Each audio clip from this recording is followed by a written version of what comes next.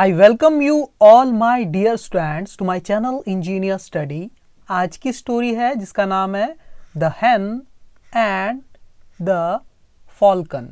Falcon का मतलब होता है बाज या गिद्ध जिसको बोलते हैं, ईगल भी कहते हैं आप उसको, है ना, फॉल्कन।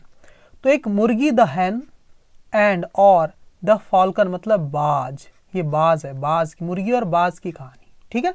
तो इसको आप फाल्कन मत पढ़ना, फॉल्कन, फॉल्कन, ठीक है, फॉल्कन यानी बाज या ईगल जिसको कहते हैं। ओके, बहुत ही प्यारी स्टोरी है और ग्रामर बहुत अच्छे से मैं सिखाऊंगा, कुछ नए नए कॉन्सेप्ट सिखाऊंगा। जैसे कि देखना, आप यहाँ पर देखिए ईच अदर और वन अनदर में क्या डिफरेंस है वो भी मैं आपको बताऊंगा। काफ़ी अच्छा ग्रामेटिकल पॉइंट है, कॉम्पिटिटिव एग्जाम के पर्पज से भी है। Reading, translation, hard word, grammar, structure, सारी चीज़ें बताऊंगा जो भी यहाँ पर है। और डिस्क्रिप्शन बॉक्स में स्टोरी दे दूंगा, वहां से आप रीड कर लेना। पहले आप वीडियो लेक्चर को अच्छे से देख लीजिए। एक एक वर्ड का हिंदी मीनिंग नीचे लिखा हुआ है, कौन सा टेंस है, क्या मीनिंग निकलेगा, वो सारी चीज़ें हम डिस्कस करेंगे। ऐसी रीडिंग आपने आज तक नहीं की होगी, इंग्लिश को इस तरह से भी रीड किया जाता है, ये आज आपको पहली बार पता चलने वाला है। Thank you very much my dear student. देख लेते हैं आगे। अ फॉल्कन मतलब कि एक बाज एंड और अ hen एक मुर्गी। पहली बार जिक्र हो रहा है तो अ लगा हुआ है, यहाँ पर भी अ आर्टिकल लगा हुआ है, ठीक है। दोबारा जब इस फॉल्कन की बात होगी तो द बोलेगा, इस hen की जब बाद में बात होगी तो द hen बोलेगा, ठीक है। तो देखो क्या हुआ, एक बाज और एक फॉल्कन क्या कर रहे थे, वर टॉकिंग मतलब बात कर रहे थे, पास्ट कंटिन्यूअस टेंस है ना, वर टॉकिंग बात कर रहे थे। अब जब भी आप किसी से बात करते हैं ना तो टू लगा के लिखते हैं, और यहाँ टू लगा दिया, ठीक है, जिससे भी आप बात करते हैं। और यहाँ पर लिखा है ईच अदर यानी एक दूसरे से या आपस में। ईच अदर मतलब आपस में बात कर रहे थे, तो टू क्यों लगा है, क्योंकि जब भी आप किसी से बात करते हैं तो टू लगा कर ही लिखना पड़ता है। तो ईच अदर मतलब एक दूसरे से आपस में, एक प्रोनाउन के जैसे काम करता है, ठीक है ना। ओके, ठीक है। तो a falcon and a hen were talking to each other. जो फॉल्कन थी और माने कि बाज और एक मुर्गी क्या कर रहे थे, आपस में बात कर रहे थे। अब मैं आपको बताता हूँ ये ईच अदर का क्या सेंस है, एक दूसरे से। देखो अभी अगली स्लाइड में पता चलेगा। देखो ईच अदर का भी मतलब होता है आपस में या एक दूसरे से, या वन अनदर का भी मतलब होता है आपस में या एक दूसरे से, सेम मीनिंग है। लेकिन अंतर क्या है, ईच अदर का इस्तेमाल कब करते हैं, फॉर टू थिंग्स। जब दो चीजें आपस में बात कर रही, दो चीजों की बात की जा रही है आपस में कुछ करने की, तब ईच अदर लगाते हैं। और दो से ज्यादा चीजों के लिए हमें आपस में या एक दूसरे से वाला सेंस देना है, तब हम वन अनदर का इस्तेमाल करते हैं, for more than two things. यह होता है ईच अदर दो चीजों के लिए, और ये दो से ज्यादा चीजों के लिए वन अनदर का। देखो एग्जाम्पल से समझ में आ जाएगा। देखो दे लव, वे प्यार करते हैं, दो लोगों की बात की जा रही, इसलिए यहां पर लिखा है ईच अदर आपस में। अब जब आप किसी से लव करते हैं, प्यार करते हैं वाली बात है, तो जिससे भी आप लव करते हैं उसको डायरेक्ट लिख देते हैं ना। जैसे हम बोलते हैं ना, I love you, I love him, I love my parents, तो यहां पर टू वगैरह कुछ नहीं आएगा। लेकिन टॉक की बात थी तब टू आया था ना, ये वर्ब के साथ टू नहीं लगाना पड़ता, डायरेक्ट लिख देते हैं। ओके, ठीक है, ये ऑब्जेक्ट है इस वर्ब का, तो डायरेक्ट लिख सकते, कोई दिक्कत नहीं। तो दे लव ईच अदर मतलब वे आपस में क्या करते हैं, एक दूसरे से प्यार करते हैं उन्हें, है ना। तो ये दो लोगों की बात है, इसलिए वन आना, ईच अदर लिखा है। ओके, दूसरा सेंटेंस, द टू कार्स, देखो दो कार की बात की जा रही, the two cars crashed into. Crash into का मतलब होता है आपस में भिड़ जाना, टकरा जाना, तो उसी की पास्ट फॉर्म है क्रैश्ड इनटू, मतलब आपस में भिड़ गई दो कार। क्रैश इनटू मतलब टकरा गई, आपस में वाला सेंस के लिए ईच अदर मतलब आपस में। ईच अदर ही, अगर यहाँ आप वन अनदर लिख दोगे तो गलत हो जाएगा। क्यों, क्योंकि हमें पता है कि दो कार की बात की जा रही, दो चीजों की बात की जाती, तो हम ईच अदर का इस्तेमाल करते हैं आपस में या एक दूसरे से, ये वाला सेंस देने के लिए। The two cars crashed into each other मतलब दो कार टकरा गई, ईच अदर यानी आपस में। ओके, ये सेंटेंस देखो अब वन अनदर का इस्तेमाल किया है। दे हेल्प, उन्होंने मदद की, वन अनदर मतलब एक दूसरे की या आपस में। अब यहां दो से ज्यादा लोगों की बात की जा रही, मोर देन टू, हो सकता है तीन लोग हो, चार लोग हो, पांच लोग हो, आपस में एक दूसरे की मदद कर रहे हैं, इसलिए they help one another. Okay, ठीक है। अब यहाँ टू वगैरह क्यों नहीं आया, क्योंकि हेल्प के साथ डायरेक्ट लिखते हैं किसकी मदद की, उसने मेरी मदद की, ही हेल्प्ड मी, ऐसा करके। अब अगला सेंटेंस, द टीम मेंबर्स, किसी टीम के जो मेंबर थे, जो सपोर्ट, उन्होंने क्या किया, सपोर्ट किया, है ना, सपोर्ट किया वन अनादर मतलब एक दूसरे का, टीम के जो मेंबर थे वो 2 से ज्यादा है इसलिए वन अनादर बोला है। उन्होंने क्या किया, एक दूसरे का सपोर्ट किया, मतलब साथ दिया एक दूसरे का।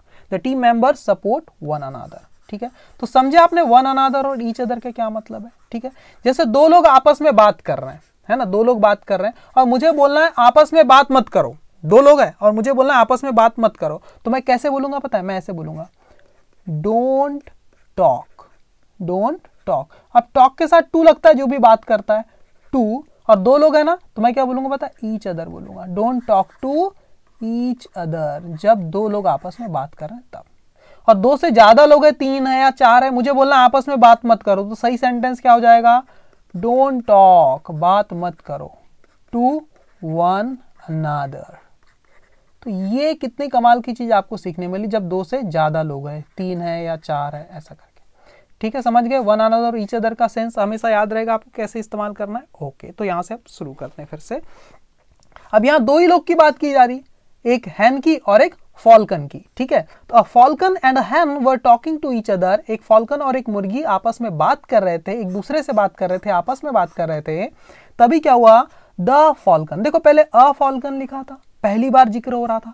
अब हमें पता है किस फॉल्कन की, किस बाज की, किस ईगल की बात की जा रही, इसलिए द लग गया। ठीक है, डेफिनेट आर्टिकल लग गया, क्योंकि अब ये चीज क्या है, नोन है, अननोन नहीं है। ओके, द फॉल्कन, उस बाज ने, सेड मतलब कहा, से आने होता है कहना, उसी की पास्ट फॉर्म है सेड, कहा। किससे कहा, तो टू लग, जब भी आप किसी से कुछ कहते हैं और से वर्ब का इस्तेमाल करते हैं तो टू लगाकर ही लिखना पड़ता है ना। जब आप किसी से बात करते हैं और टॉक का इस्तेमाल करते हैं तो टू लगाकर ही लिखना पड़ता है। तो ये कुछ वर्ब है जिसके साथ फिक्स प्रेपोजिशन आती है टू, है ना। द फॉल्कन सेड टू, उस फाल्कन ने कहा, किससे कहा, टू लगा के लिखेंगे, द हैन, उस मुर्गी से। देखो यहां भी द हैन लिख दिया, यहां भी द फॉल्कन लिखा, पहले तो अ फॉल्कन और अ हैन लिखा था, है ना, अब द हो गया क्योंकि दोबारा जिक्र हो रहा है। ठीक है ना, तो उस बाज ने, और इस द का मीनिंग भी है, द फॉल्कन, उस बाज ने, सेड मतलब कहा, टू मतलब से, किससे, द हैन, उस मुर्गी से कहा। ठीक है, ये टू लगेगा यहाँ पर से के साथ। ओके, उस बाज ने उस मुर्गी से कहा, क्या कहा, देखो ये इन्वर्टेड कॉमा में कुछ बात है वो कही है, उस बाज ने क्या कहा, फॉल्कन ने, you are an ungrateful bird. You are मतलब तुम हो, क्या हो, एन एक, अनग्रेटफुल मतलब एहसान फरामोश, जो किसी का एहसान नहीं मानती, बर्ड यानी कि पक्षी, पता है, तुम क्या हो, you are an ungrateful bird, तुम एक एहसान फरामोश पक्षी हो। Why do you say that? ये बात उसने कही, किसने, फॉल्कन ने किससे, हैन से, मुर्गी से कही। तो अब वो मुर्गी क्या कह रही है, वो हैन क्या कह रही, Why do you say that? तुम वैसा क्यों कहते हो, Why do you say that मतलब तुम वैसा क्यों कहते हो भाई। The hen asked angrily, उस मुर्गी ने, asked पूछा, angrily मतलब गुस्से से, उस मुर्गी ने गुस्से से पूछा फॉल्कन को कि भैया तुम ऐसा क्यों कहती हो, मुझे एहसान फरामोश क्यों कहती हो, है ना। तब क्या हुआ देखो, तब उस फॉल्कन ने रिप्लाई दिया, द फॉल्कन रिप्लाइड। देखो रिप्लाई, REPLY, रिप्लाई मतलब होता है जवाब देना, उसी की पास्ट फॉर्म क्या है, रिप्लाइड। REPLY को हटा के IED लगा दिया, रिप्लाइड। ठीक है, जैसे कि TRY ट्राई, उसकी पास्ट फॉर्म क्या बन जाएगी, TRIED ट्राइड। CRY क्राई की पास्ट फॉर्म CRIED, समझ गए। तो Y पे जब खत्म हो रहा है तो IED लगा दिया।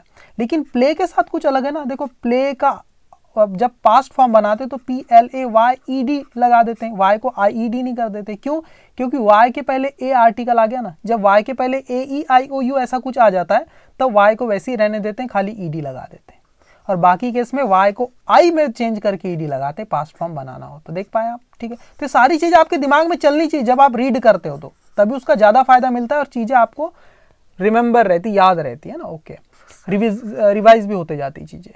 द फॉल्कन, उस बाज ने, रिप्लाइड मतलब जवाब दिया, क्या जवाब दिया उस हैन को, योर मास्टर्स, उस हैन को कह रहा है योर मास्टर्स मतलब तुम्हारे मालिकों ने फीड मतलब खिलाया, यू मतलब तुम्हें।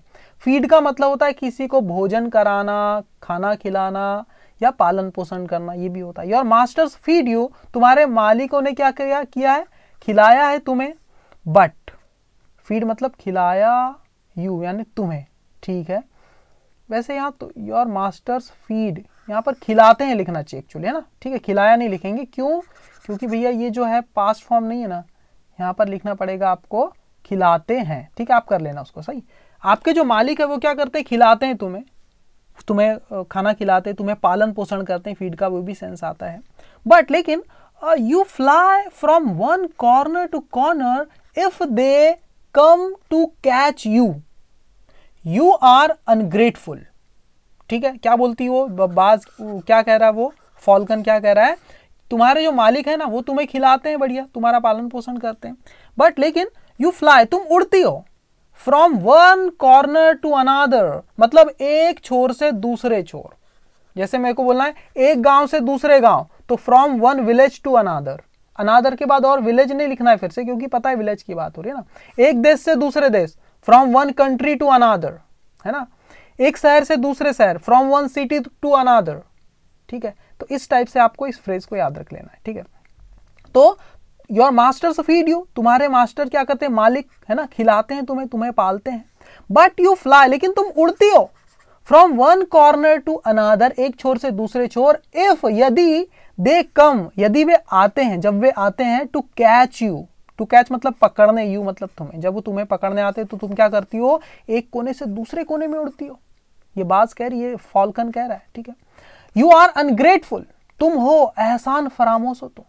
ठीक है, फिर क्या कह रहा है ये फॉल्कन, क्या कह रहा है, I am a wild bird, मैं क्या हूं, मैं हूं, क्या हूं, एक वाइल्ड मतलब जंगली, बर्ड यानी पक्षी, जिसे हम घर में पालते हैं उसको डोमेस्टिक एनिमल बोलते हैं, डोमेस्टिक बर्ड, और ये वाइल्ड जंगली, जो कि जंगल में पलती है। ठीक है, उसको कोई घर में नहीं पालता। Okay, I am a wild bird, मैं तो एक जंगली पक्षी हूं, येट फिर भी, आई ऑलवेज प्लीज, मैं हमेशा प्लीज मतलब प्रसन्न करती हूँ, खुश करती हूँ, है ना। PLEASE, प्लीज का मतलब क्या होता है, किसी को खुश करना है, प्रसन्न करना। आई ऑलवेज प्लीज, मैं हमेशा प्रसन्न करती हूँ, दोज मतलब उन्हें किसको, हु जो, आर मतलब होते हैं, जो होते हैं, काइंड यानी दयालु, टू मी यानी मेरे प्रति, जो मेरे प्रति दयालु होते हैं, मुझ पर दया दिखाते, उनके प्रति मैं क्या होती हूँ, हमेशा मतलब मैं उन्हें प्रसन्न करती हूँ, है ना। I always please those who are kind to me, जो मेरे प्रति दयालु, मैं उन्हें क्या करती हूँ, हमेशा प्रसन्न करती हूँ। ऐसा वो कौन कह रहा है, फॉल्कन कह रहा है। ठीक है, ओके, तो ये बात फॉल्कन ने यहां से लेके यहां तक कही है, उस हैन को क्या कही है, your masters feed you but you fly from one corner to corner, तुम्हारे मास्टर, तुम्हारे मालिक तुम्हें खिलाते हैं बढ़िया, तुम्हारा पालन पोषण करते हैं, लेकिन तुम उड़ती हो एक कोने से दूसरे कोने, if they come to catch you, अगर वो तुम्हें पकड़ने आते हैं तो, यू आर अनग्रेटफुल, तुम एहसान फरामोश हो, I am a wild bird, मैं तो एक जंगली पक्षी हूं, येट फिर भी, आई ऑलवेज प्लीज, मैं हमेशा प्रसन्न करती हूँ, दोज मतलब उन्हें, who are kind to me, जो मेरे प्रति क्या है, दयालु है। ठीक है, ऐसा वो फॉल्कन कहती है। ओके, तो देखो इसमें सीखो, किसी के प्रति आप दयालु हैं या अच्छे हैं या बुरे हैं तो टू लगा के लिखते हैं।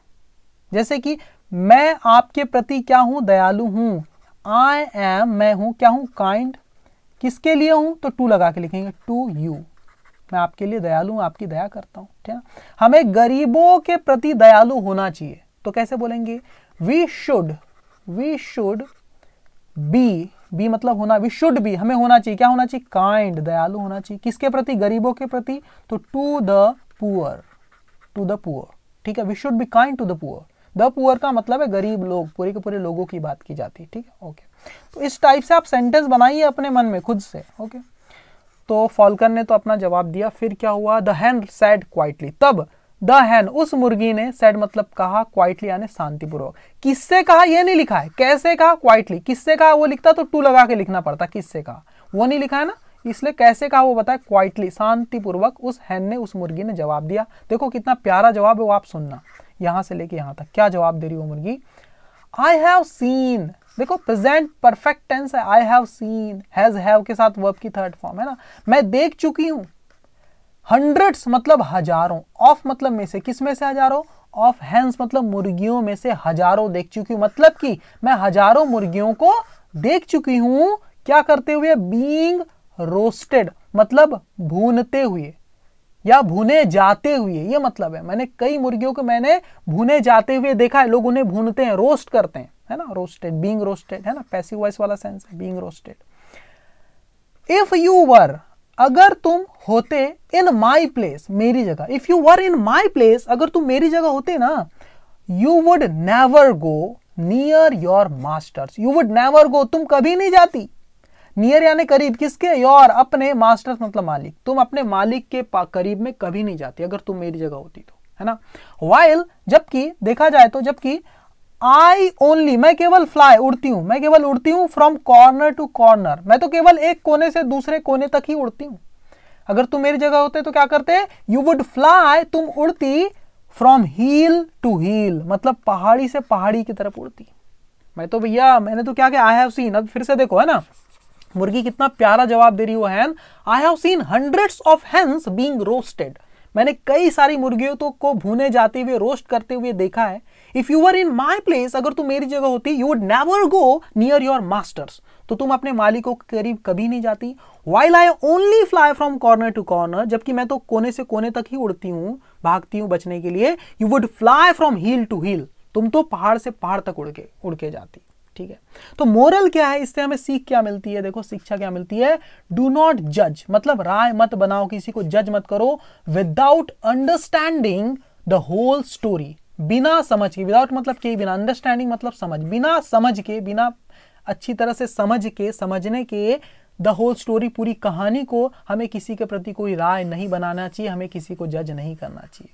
कोई अगर कुछ कर रहा है, वो अच्छा है या बुरा है, उसके पीछे कुछ कहानी है उसकी, है ना, तो उसे समझे बिना हमें किसी को दोष नहीं देना चाहिए, किसी को जज नहीं करना चाहिए। This is the moral of this particular story. Did you really like this story? If you, please let me know in the comment box. Okay, अगर आपको पसंद आई ये कहानी तो मुझे कमेंट बॉक्स में लिख करके बताइए।